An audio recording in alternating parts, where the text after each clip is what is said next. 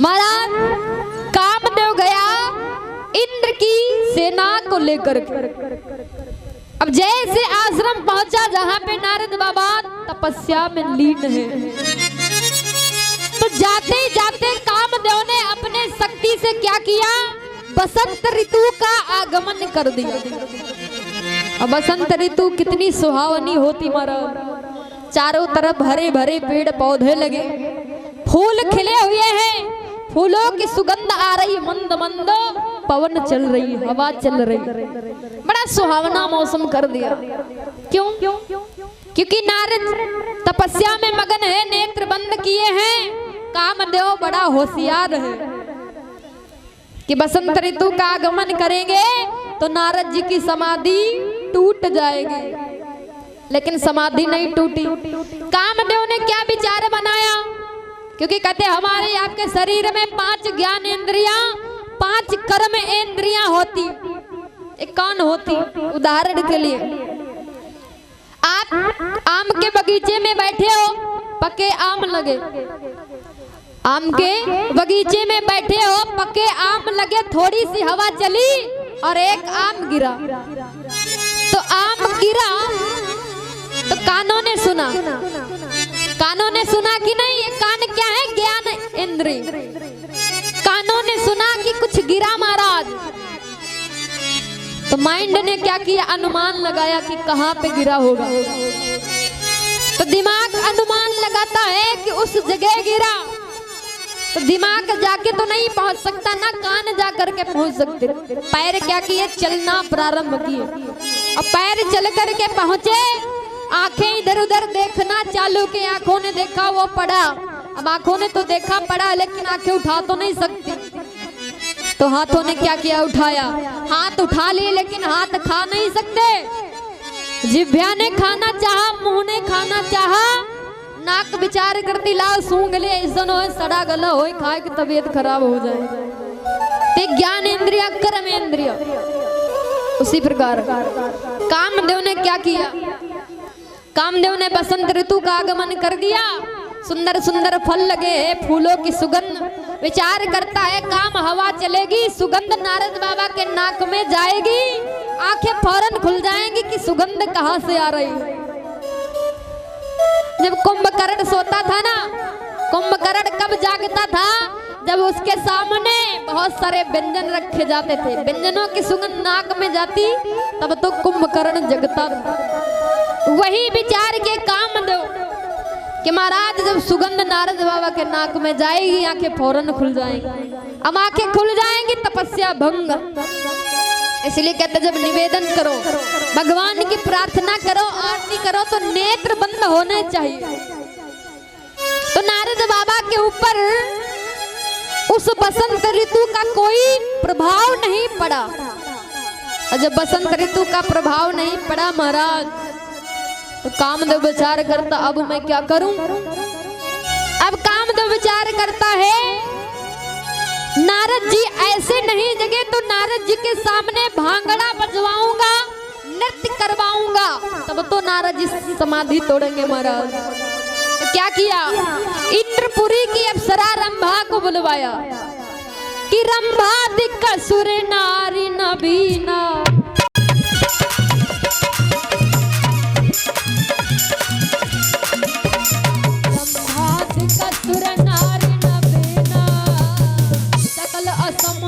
कला प्रवीण।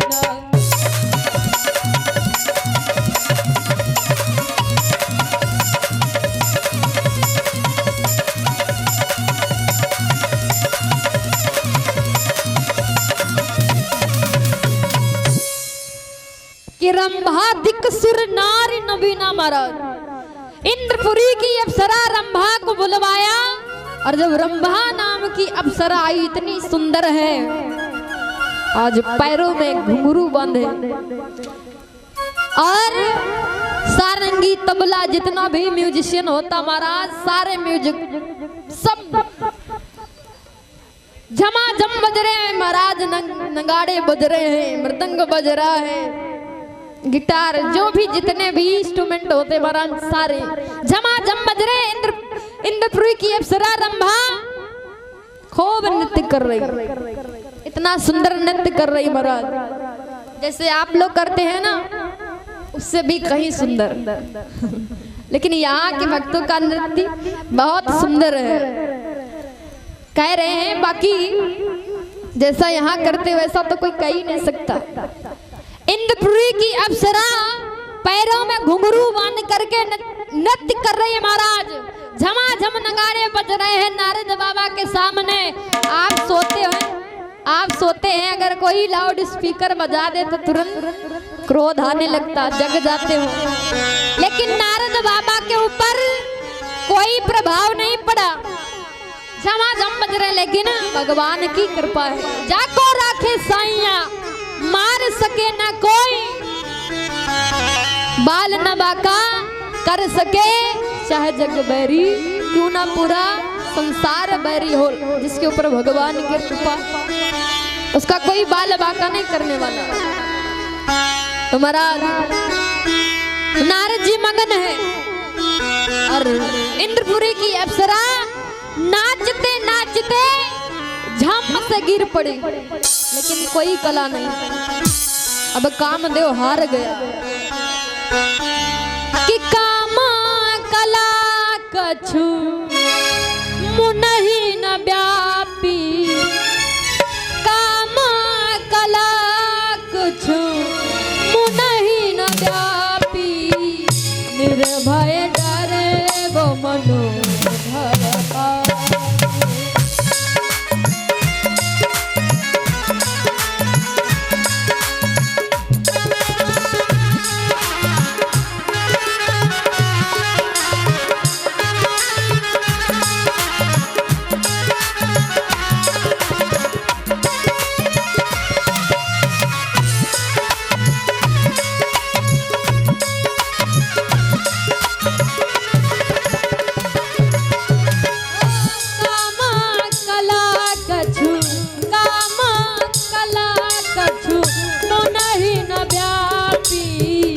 जो भाई डरे वो मनोहर पापी।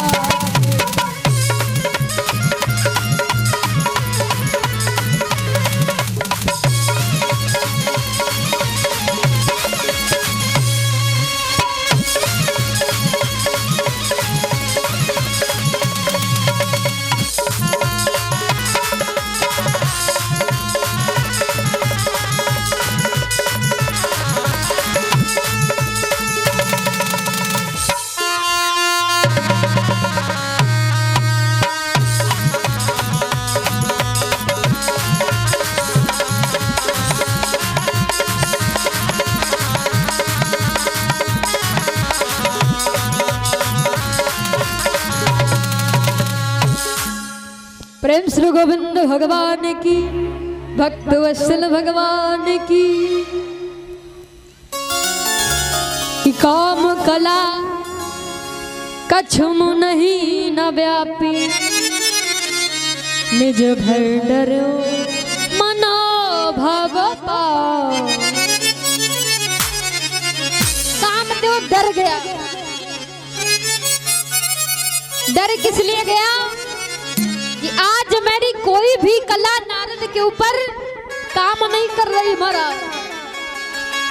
कोई कितना ही बड़ा ज्योतिषी क्यों ना हो, तांत्रिक क्यों ना हो, अगर सर्प डसे व्यक्ति का सर्प ना झाड़ पाए तो उसको अपनी कला पे अफसोस हो जाता महाराज, आखिर आज मेरा मंत्र काम क्यों नहीं। मेरा मंत्र काम क्यों नहीं कर रहा। अब कामदेव डर गया, आज मेरी कोई कला। वही कामदेव है जो भोलेनाथ बाबा की समाधि तोड़ दिया था, आज नारद की समाधि नहीं तोड़ पा रहे। क्या नारद जी भोलेनाथ बाबा से बड़े हैं? कामदेव हार गया। विचार करता जब हार गया हूं तो नारद बाबा के चरणों में प्रणाम कर लूं। हो सकता है नारद बाबा आशीर्वाद देने के बजाय क्रोध कर जाएं कि मुझे क्यों जगाया। अब कामदेव चरणों में गिर गया नारद बाबा के। नारद बाबा नेत्र खोले, आशीर्वाद दे दिया, चिरंजीवी भव।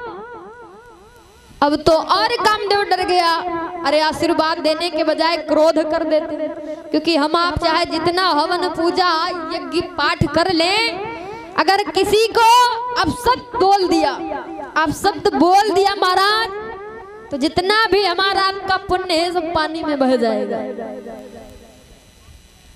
तो कभी भी व्रत हो, भगवान की पूजा में बैठे हो, किसी भी सामने वाला व्यक्ति कैसा भी हो, सामने वाला व्यक्ति कैसा भी हो, उस पे अपशब्द नहीं उठाने चाहिए, बोलने चाहिए। क्योंकि एक कुल्हाड़ी होती महाराज, कुल्हाड़ी चंदन पे वार करती है, वही कुल्हाड़ी चंदन पे वार करती है, फिर भी चंदन कुल्हाड़ी का कुछ नहीं बिगाड़ता।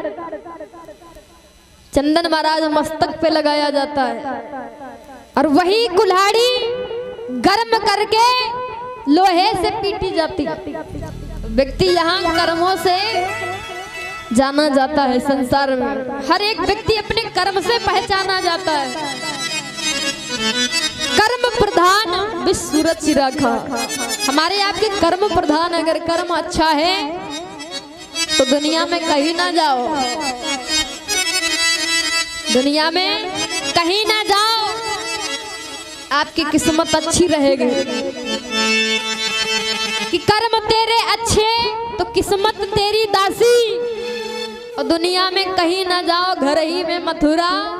जब हमारे आपके विचार अच्छे हैं, कर्म अच्छे हैं, तो कोई जरूरी नहीं है हम बड़े बड़े तीर्थ यात्रा कराएं। मैंने देखा है माता पिता प्यास के मारे घर में रो रहे हैं, भूखों मर रहे हैं, और बेटा हरिद्वार काशी घूम रहे हैं बहू के साथ, तो कभी फल प्राप्त होने वाला नहीं। क्योंकि साधक कहता, और सभी लोग आइए, हमारी माताएं बहनें जो भी झूमना चाहती हैं झूम सकती हैं। बड़ा सुंदर भजन है, और साथ में गाएंगे सभी लोग, और ज्यादा प्रेशर नहीं डालेंगे। जिनको आनंद आए वो नृत्य कर सकता। बाकी अभी भगवान मर्यादा पुरुषोत्तम प्रभु श्री राम का अवतार होगा, गुरु राम का जन्म होगा, तो सभी भक्त आनंद लेंगे।